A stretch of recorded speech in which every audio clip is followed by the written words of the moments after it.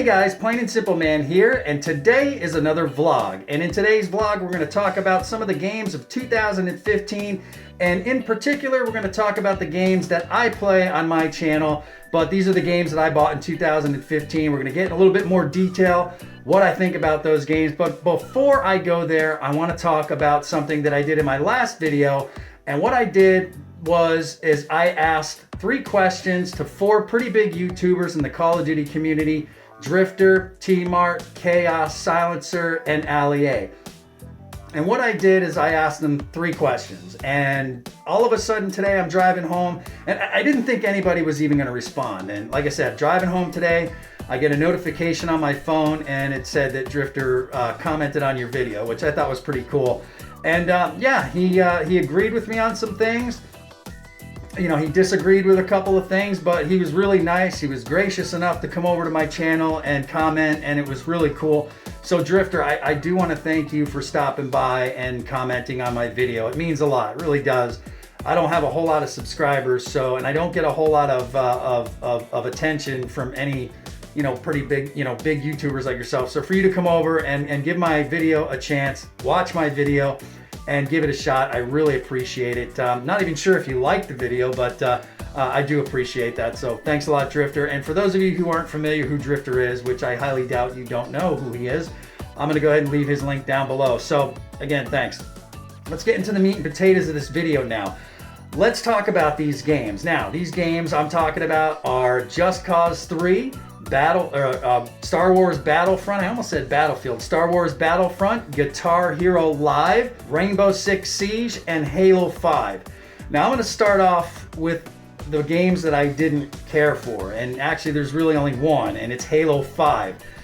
I know I'm going to get a lot of heat for this. There's a lot of people out there that love Halo, but I didn't really care for Halo. I honestly didn't. I played the older Halos, and when Halo 5 came out, I wanted to give this game a chance.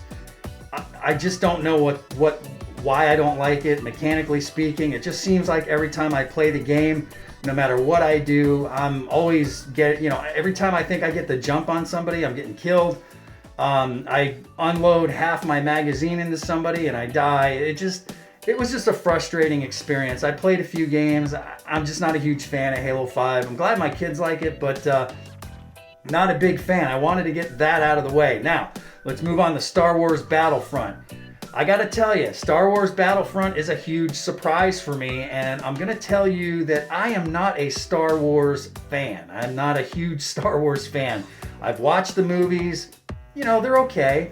I mean, I don't dress up and get in line, is what I'm trying to tell you. But I've watched the movies back in the 70s and the 80s, and then I watched these recent ones. All right, yeah, all right, cool. But when I played this game, I really had a good time playing it. I thought the graphics are fantastic. I thought the mechanics are fantastic. It's just a lot of fun. And what I do like about this game, they don't have care packages like in Call of Duty, but they do have these, I don't even know what to call them, but they do have these things floating around the map that you can kind of gather, and they give you specific things. Like you can get like an AT walker, and you can pilot that, or you can get an X-Wing fighter, or you can get all these different things with those, and they're found periodically around the map, and it's pretty cool. But the game is fun, and I really enjoy it, and I have a lot of fun with that. It's one of the better first-person shooter games, in my opinion, that came out in 2015. Probably one of the most underrated ones, if you really want me to tell you. Now, we're going to move on to Guitar Hero Live. Okay, Guitar Hero Live is a big surprise. It's a complete departure from any other type of a game that I'm normally used to playing. Mostly first-person shooter games for me, open-world games for me. But I do remember Guitar Hero when it was on the older consoles, and I really did enjoy that. And I was a little skeptical about this one because of the different layout on the guitar. But after getting used to it, I really enjoy this game.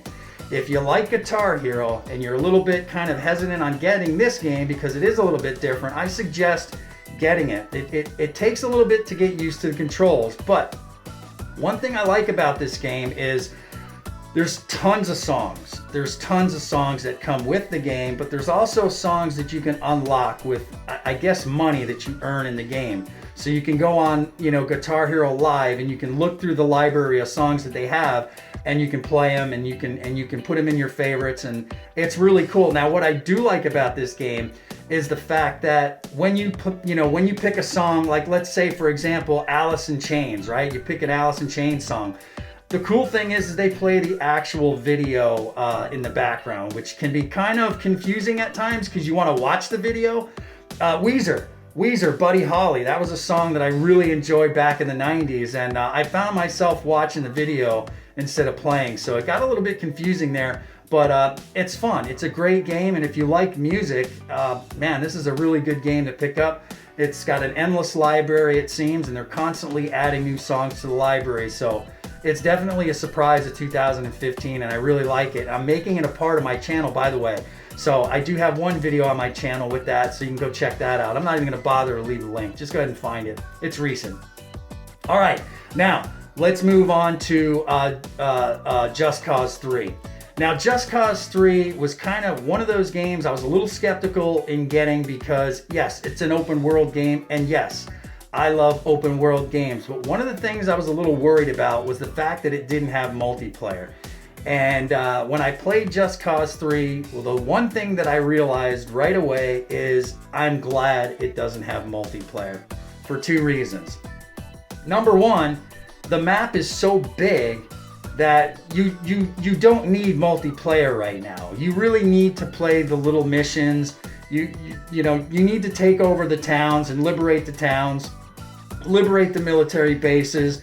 You need to start purchasing planes and different items in the game before multiplayer can even exist.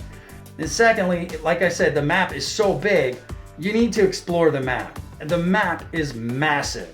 I mean, I cannot tell you how massive it is. If you guys think Fallout 4 is massive,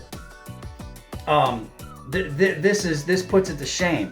And I'm going to get to Fallout 4 at the very end of this. I know I didn't mention it, but I'm going to get to it at the very end of this video.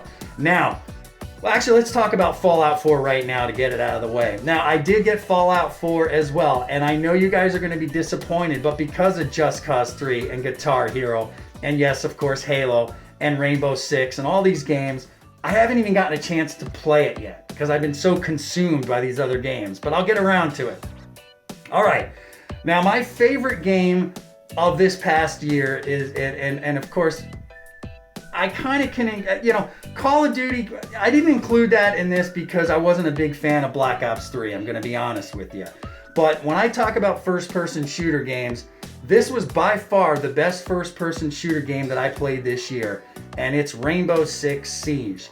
Now, the one thing I love about Rainbow Six Siege, and I can tell you this from experience because I was in the military, but I also have friends that were police officers, and they told me flat out, it's the closest thing that you can get to urban combat type fighting, breaching and getting and breaking into, kind of fortifying and just kind of clearing rooms and things like that. Something you don't find in Call of Duty, something you don't find in Battlefield, something you don't find in Battlefront.